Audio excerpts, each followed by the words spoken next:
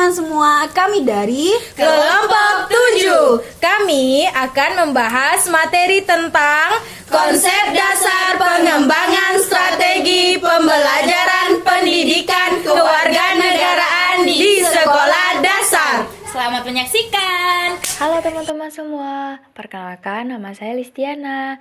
Jadi di sini saya bertindak sebagai pemateri pertama yang akan menjelaskan pengembangan strategi pembelajaran pendidikan kewarganegaraan atau yang disingkat dengan PKN di sekolah dasar. Pengertian strategi pembelajaran. Kata strategi berarti siasat atau kiat. Strategi pembelajaran pendidikan kewarganegaraan yaitu suatu siasat atau kiat yang digunakan untuk memilih, memobilisasikan, dan mengimplementasikan segala teori, pendekatan, teknik, metode, model, media, materi, dan sumber-sumber belajar dalam proses pembelajaran pendidikan kewarganegaraan untuk mencapai tujuan pembelajaran pendidikan kewarganegaraan yang telah ditetapkan. Untuk dapat menciptakan kelas yang kondusif untuk belajar, guru perlu memiliki strategi yang baik dalam pembelajaran. Strategi pembelajaran mengandung makna bahwa di dalamnya terdapat metode dan pendekatan yang digunakan guru dalam proses belajar mengajar. Dalam Webster Dictionary tahun 1993, strategi diartikan the skillful planning and managing of an activity.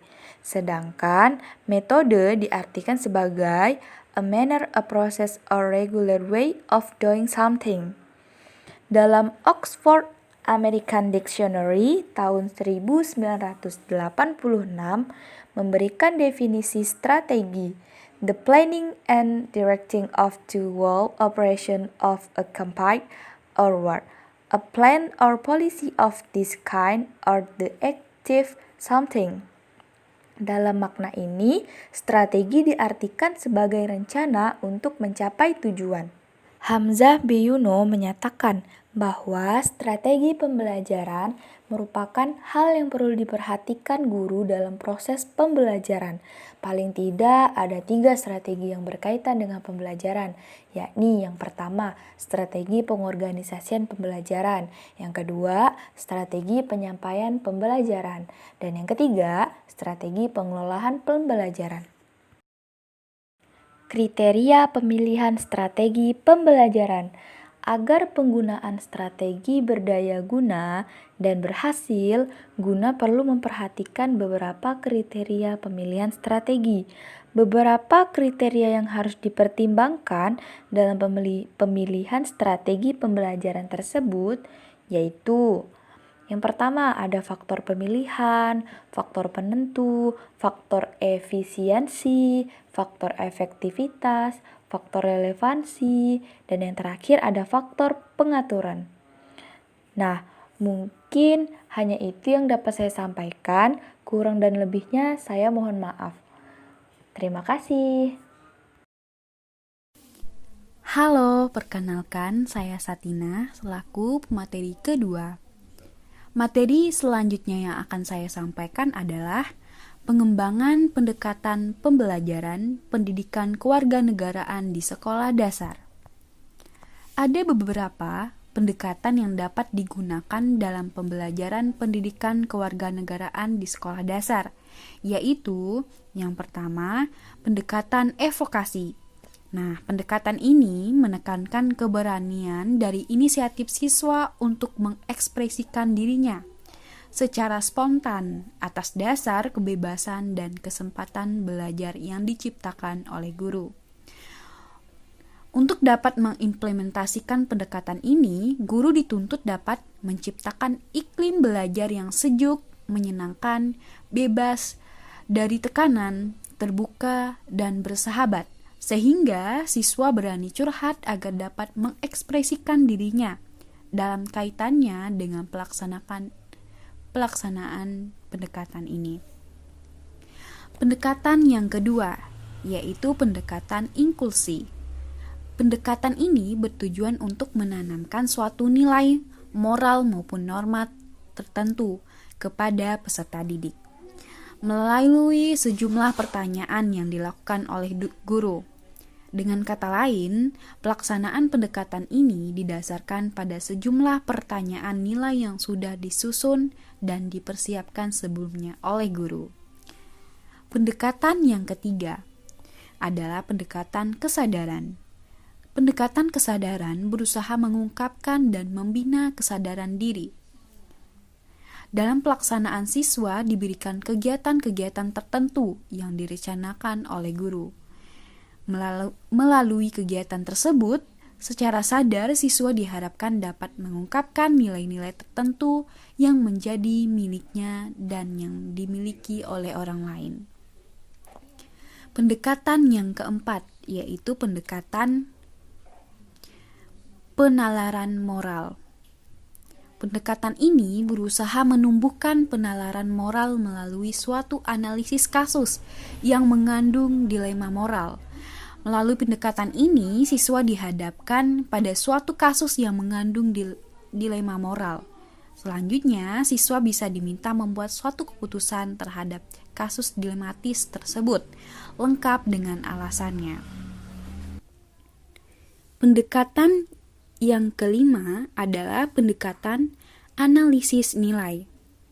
Pendekatan ini disebut pendekatan analisis nilai atau value analysis karena berusaha mengkaji atau menganalisis nilai yang terkandung di dalam suatu peristiwa atau stimulus atau media lain yang disiapkan oleh guru.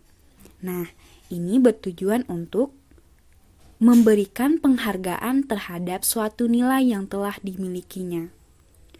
Pendekatan yang keenam adalah pendekatan mengungkapkan nilai. Pendekatan ini berupaya meningkatkan kesadaran diri sendiri dan pemeliharaan nilai dalam diri sendiri.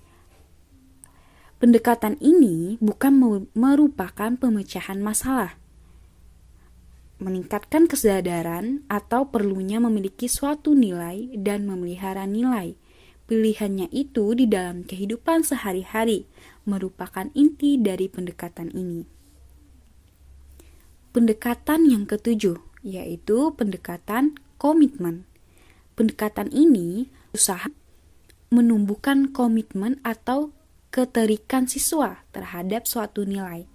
Misalnya, seorang anak janji untuk berbuat baik terhadap orang lain, janji untuk menjemput teman, dan sebagainya. Tentu saja, janji tersebut harus dipenuhi. Dengan kata lain, pendekatan ini bertujuan melatih siswa untuk disiplin dalam pola pikir maupun tindakannya, agar senantiasa sesuai dengan nilai-nilai atau moral yang menjadi pilihannya. Pendekatan yang terakhir yaitu pendekatan memadukan. Jadi, pendekatan ini berusaha memadukan diri siswa dengan pengalaman yang nyata yang dirancang oleh guru dalam proses belajar mengajar. Dalam hal ini, sangat diperlukan contoh-contoh konkret dari pengalaman suatu nilai. Murid perlu suatu visualisasi dari pelaksanaan suatu nilai atau moral, karena nilai bersifat abstrak. Halo, perkenalkan nama saya Dwi. Saya selaku pemateri ketiga membahas tentang pengembangan model pembelajaran pendidikan kewarganegaraan. Pengembangan ini diarahkan dan bertujuan untuk mengembangkan sumber daya yang berkualitas. Manusia yang berkualitas dapat dilihat dari segi pendidikan tujuan pendidikan nasional, bahwa pendidikan nasional bertujuan untuk mencerdaskan kehidupan bangsa seutuhnya. Selain beriman, bertakwa pada Tuhan Yang Maha Esa, serta sehat jasmani dan rohani, juga memiliki kemampuan dan keterampilan. Oke, yang selanjutnya, pengertian model pembelajaran belajar adalah kegiatan yang berproses yang merupakan unsur yang sangat fundamental dalam penyelenggaraan setiap jenis dan jenjang pendidikan. Ini berarti bahwa berhasil atau gagalnya pencapaian tujuan pendidikan itu amat tergantung pada proses belajar yang dialami siswa, baik ketika ia berada di sekolah maupun di luar sekolah. Model pembelajaran merupakan bentuk pembelajaran yang menggambarkan proses kegiatan belajar mengajar dari awal sampai akhir yang disajikan secara khas oleh guru. Selain itu, model pembelajaran juga merupakan bungkus atau bingkai dari penerapan suatu pendekatan, metode, strategi, dan teknik pembelajaran.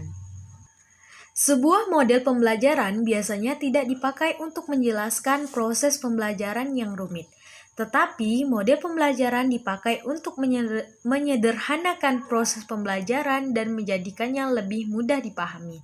Oleh karena itu, pendidikan harus mengaitkan model-model pembelajaran pada siswa. Menurut Marheni, 2013, model pembelajaran adalah untuk pembelajaran yang tergambar dalam proses pembelajaran yang disajikan secara khas oleh guru di kelas. Sedangkan menurut Muhammad Syarif Sumantri 2015 mengatakan model pembelajaran merupakan kerangka konseptual yang mendeskripsikan dan melukiskan prosedur yang sistematik dalam mengorganisasikan pengalaman belajar dan pembelajaran untuk mencapai tujuan belajar tertentu dan berfungsi sebagai pedoman bagi perencanaan pembelajaran bagi guru dalam melaksanakan aktivitas pembelajaran. Nah, sedangkan menurut Trianto, model pembelajaran adalah suatu perencanaan atau suatu pola yang digunakan sebagai pedoman dalam merencanakan pembelajaran di kelas. Model pembelajaran mengacu pada pendekatan pembelajaran yang digunakan termasuk di dalamnya tujuan-tujuan pembelajaran, tahap-tahap dalam kegiatan pembelajaran, lingkungan pembelajaran, dan pengelolaan kelas. Jadi, model pembelajaran adalah kerangka konseptual yang berupa gambaran proses pembelajaran yang digunakan sebagai pedoman dalam melaksanakan kegiatan belajar mengajar. Perkenalkan, nama saya Dian Sartika. Saya sebagai pemateri keempat. Di sini saya ingin menjelaskan tentang model-model pembelajaran PKN di sekolah dasar. Model-model pembelajaran PKN di SD menurut Fatur Rahman di tahun 2012 adalah yang pertama yaitu komparatif. Model pembelajaran komparatif adalah kegiatan pembelajaran dengan cara berkelompok untuk bekerja sama, saling membantu mengkonstruksi konsep, menyelesaikan persoalan atau inquiry. Menurut teori dan pengalaman agar kelompok kohesif atau kompas partisipasi. Tiap anggota kelompok terdiri dari 4-5 orang. Siswa heterogen atau kemampuan gender, karakter.